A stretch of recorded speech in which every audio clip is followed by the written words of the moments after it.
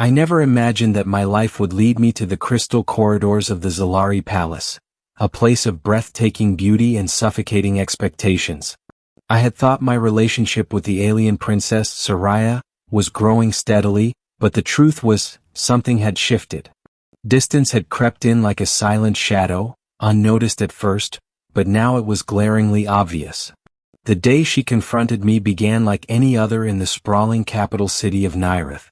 Twin suns rose over glass spires, painting the skyline in hues of violet and gold. I moved through the palace grounds as usual, my duties as a liaison between human colonies and the Xelari Empire never ending. Yet, beneath the surface, tension had been simmering, between me and Soraya, and between duty and the personal connection we had been trying to maintain. I had always admired Soraya from afar. She was striking even for Xelari standards. A lithe figure with iridescent skin, hair that shimmered like moonlight, and eyes that glimmered with intelligence and authority. But beneath the regal exterior was the girl I had known years ago, the one who had once confided her fears and dreams to me when I had been just a boy visiting her planet with the Human Envoy program. The Confrontation. I had barely stepped into the palace atrium when Soraya appeared. She was not walking, not moving as any ordinary being would, but floating slightly above the ground, the energy field surrounding her shimmering faintly. Her presence drew every gaze in the hall, yet her violet eyes were fixed on me alone. "You've been distant," she said, her voice calm but tinged with something I couldn't immediately place. Disappointment, perhaps, or maybe longing. I froze, unsure how to respond. I had been cautious, careful not to overstep, thinking that by giving her space I was respecting her position. Now I realized my caution had become a barrier, a wall between us. I didn't mean to, I stammered. I wanted to give you time. Soraya's expression hardened. Time? You have given me silence, avoidance, distance. We are supposed to face this galaxy together, and yet you retreat as if the stars themselves will judge our closeness. I swallowed hard. The words stung, yet they were fair. I had allowed fear of failure, of misunderstanding, to keep me apart. And she deserved honesty, not excuses. The palace gardens. Soraya gestured, and the palace gardens materialized around us, suspended in a gravity field that defied logic, lush and glowing with bioluminescent flora.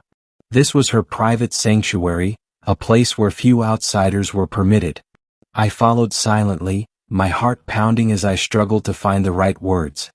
"Why did you distance yourself?" she asked again, this time softer, yet insistent. I took a deep breath, meeting her gaze directly. "Because I feared losing you," I admitted. "Not to another, not to the galaxy, but to myself. I worried that I could never be enough for you, that my human limitations would let you down." Her eyes widened slightly, the hard edge softening, though her posture remained rigid. You thought that keeping away would protect me from disappointment?" "Yes," I said firmly. "But I realize now that it only hurt us. You are not someone to be shielded from my imperfections. You are someone I want to face them with. Together." For a long moment she said nothing. The glow of the alien flowers reflected in her eyes, and I saw her silent contemplation, the wheels turning behind her regal facade. The confession. "I never wanted to hurt you," she whispered finally, the words almost lost in the hum of the garden's energy fields.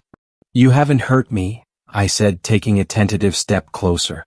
"But your distance, it reminded me how precious our bond is, and how much I've taken it for granted." Her lips curved into a faint, almost imperceptible smile. "You humans are often so transparent," she said. "And yet you speak truths that even I, in my role, often hide from myself." I exhaled slowly, relief mingling with lingering fear. "Soraya, I don't want distance between us anymore. I want honesty, closeness, even if it terrifies me. Even if it challenges everything I've learned about the universe. I want us fully without walls." Her violet eyes softened entirely, shimmering with emotion that transcended words. "Then why did you wait so long to say this?" she murmured. "Because I feared it," I admitted. But fear is no excuse for silence. The night sky over Nyrith. Later we walked along the palace terrace, overlooking the city and the expanse of space beyond. The twin suns had set, leaving a tapestry of stars that seemed almost within reach. Soraya's hand brushed mine lightly, a fleeting touch that carried the weight of trust and vulnerability. "You speak as if you've faced eternity and lost," she said softly. "And yet your courage is remarkable." "I've only found courage because of you," I replied. "Because no matter what the galaxy throws at me, I want to face it with you. I don't want to hide anymore, and I don't want to pretend our bond is anything less than it is." Her lips curved into a full smile this time, eyes shining like twin stars. "Then speak it fully," she said almost teasingly. "Tell me what you truly feel." I drew in a deep breath. "I love you, Soraya. Not as a queen, not as a leader, but as the girl who once ran through desert dunes with me, who trusted me with her secrets, who became my whole world. And I will not let distance, fear, expectation, or duty come between us again." For a moment, the galaxy itself seemed to hold its breath. Then Soraya closed the distance between us, her forehead resting against mine, her hands cupping my face. "And I love you," she whispered. "More than the stars, more than my crown, more than any duty I carry. Your honesty, it leaves me speechless." The intrusion. Our quiet moment was interrupted by a warning siren. The palace sensors detected unauthorized movement in the upper sectors. Rebels, smugglers, or spies, nothing in Nyrith was simple. Soraya straightened immediately, regal and commanding once more, but her eyes lingered on me. "You will stay by my side," she said almost like a vow before activating her personal defense field. I followed her into the chaos, side by side. Laser fire streaked across corridors, energy shields hummed, and I realized in that moment that my declaration had changed everything. Not just our relationship, but how we faced danger. We were a unit, inseparable, our trust forged not just in words but in action.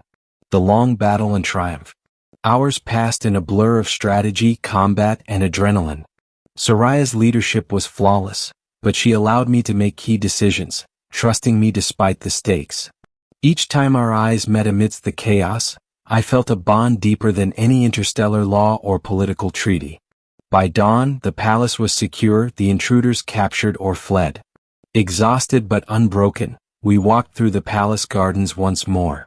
Soraya leaned on my shoulder, her armor scorched, hair slightly disheveled, yet radiant in victory.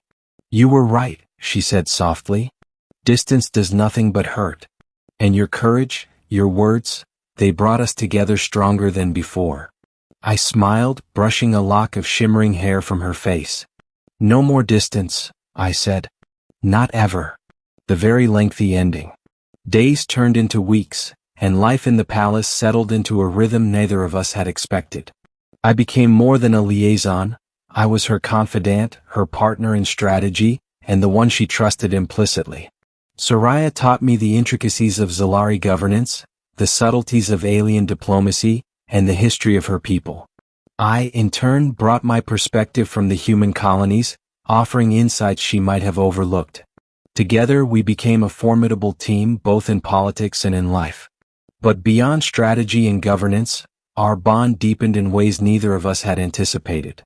We shared quiet nights on the terraces, discussing stars and stories, childhood memories and future hopes. I discovered nuances in her personality that no crown or title could obscure, moments of vulnerability, bursts of laughter, and the playful glimmer of the girl I had once raced through desert dunes with.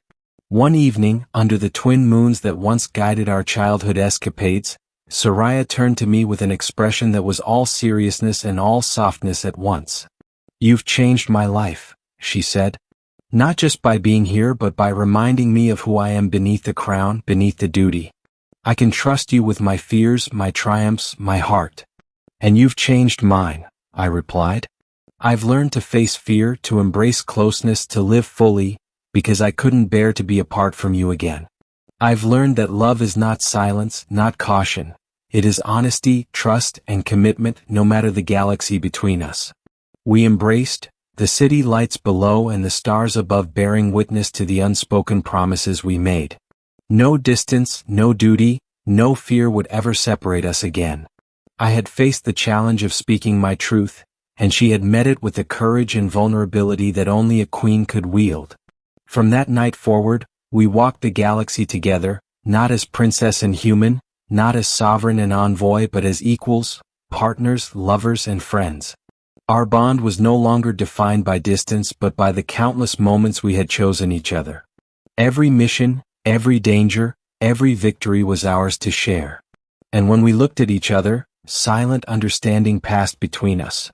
A love strong enough to withstand anything the universe could throw our way. The galaxy was vast, unpredictable, and dangerous, yet with Soraya by my side I felt invincible.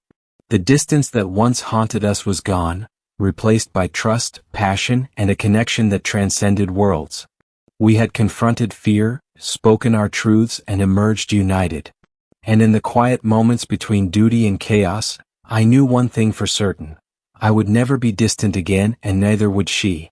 Together we were unstoppable, our hearts and hands entwined, facing the stars as one.